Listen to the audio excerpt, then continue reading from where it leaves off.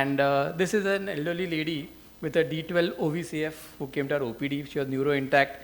And as our protocol, I think it is true for all, we try to conserve as many patients as possible for osteoporosis. We gave her a period of bed rest and curtailed activities for some time. In around 4 to 6 weeks, she comes up with significant neurology also. That her neurology was something I call as dynamic neurology. She was lying down, the motor was perfectly fine. The moment she gets up, she falls down. She's not able to stand on her 2 legs, and this was the scenario. And I just wanted to know, could this have been predicted or could this have been prevented? And that is where we need to know about osteoporosis, because our clinical, radiological outcomes and patient safety profiles, they have a lot to do with osteoporosis. And we'll try to touch base on diagnosis, risks, and treatment dilemmas, myself, Harshal. And this was done for this lady, and she was a 93-year-old lady, my first 93-year-old patient, or 90 above patient, and she went home walking. So that was a thing for me.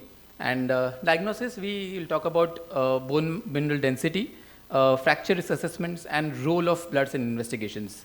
So typically when it comes to bone mineral density, we more often than not do a DEXA scan.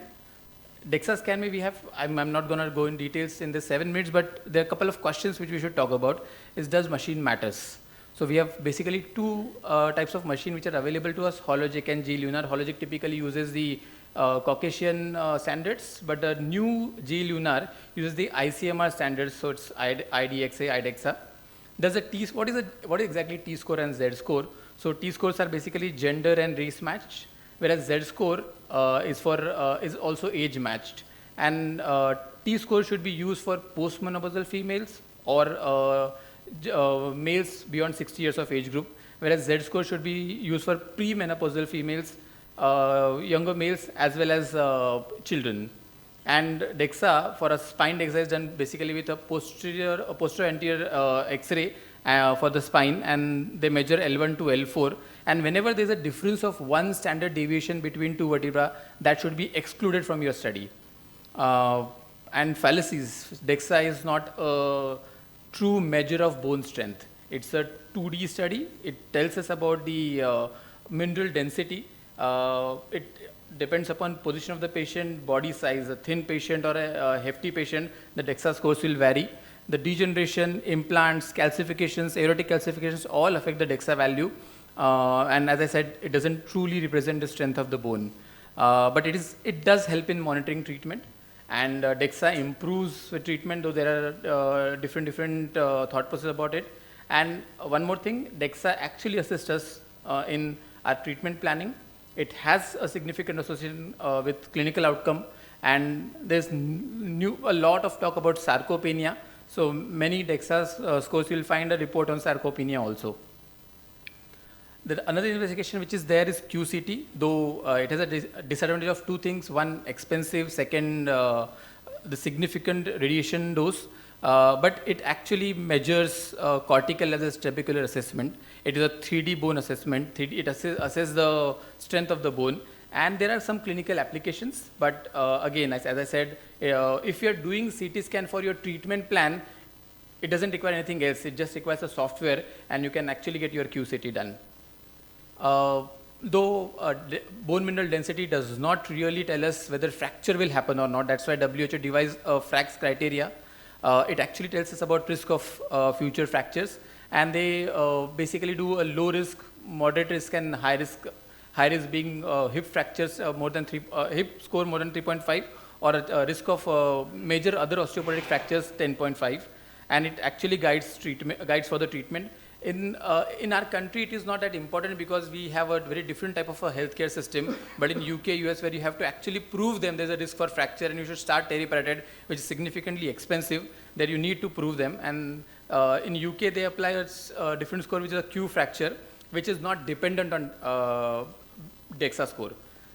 As well as in Australia, they have something called as Garvan score, which is a better predictability for hip fractures, but not so for the spinal fractures.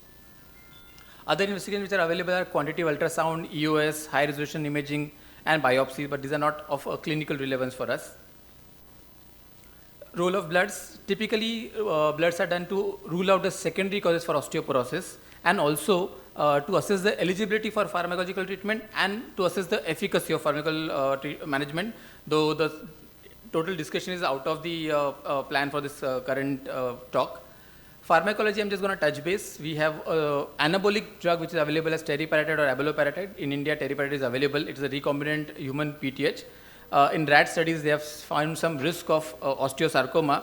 But for us as a surgeon, the important parts are that teriparatide actually reduces the screw pull-out rates. It has a significant higher fusion rates, and the chance of implant failures, pseudoarthrosis and adjacent fractures is too less when we start the treatment with teriparatide. In pharmacology, we have something called as romosozumab, which is coming up. It's a monoclonal antibody to sclerostin. It is anabolic as well as anti-resorptive, though there are increased rates of CV and MI, but in Western countries they are using it more frequently, though it's not available in India right now. Coming to risks, dilemmas and options, I would say osteoporosis not only affects our surgical plan, but it also affects conservative treatment.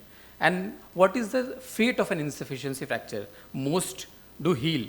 They heal with collapse and deformity, but some do not.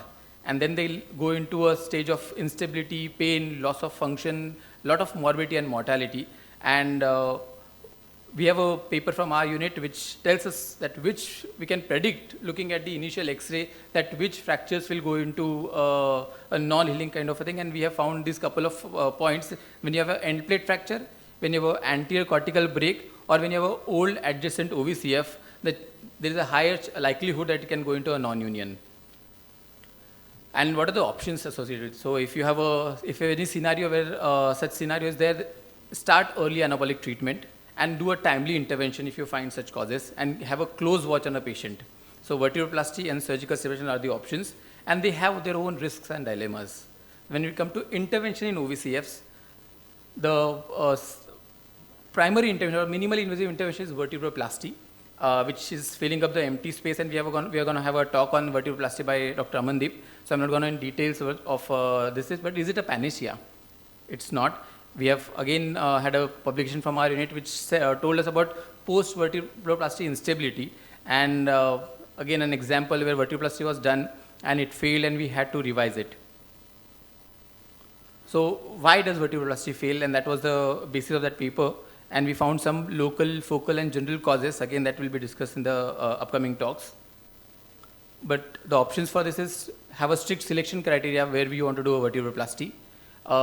Give us support with anabolic agents, and osteoporotic patients do not behave, or the surgical strategy is not like any other degenerative surgeries or any other surgeries for trauma. They have a different surgical strategies, and then that we should be aware of.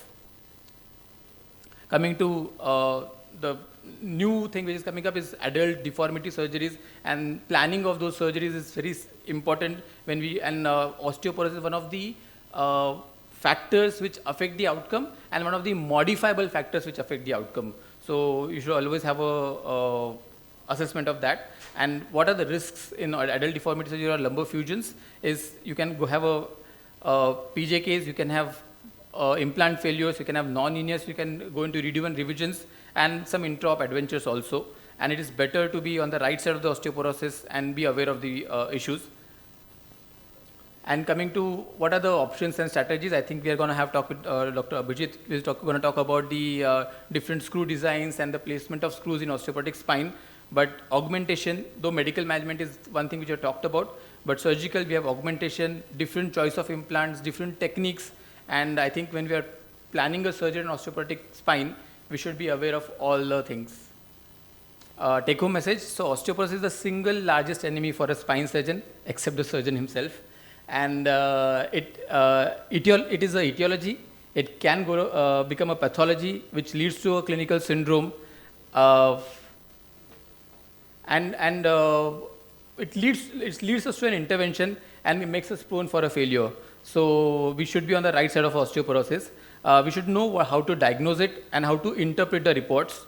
Always be aggressive on medical management, because you need to optimize the patient if it is going to be a surgical patient, and choose the right optimal strategy.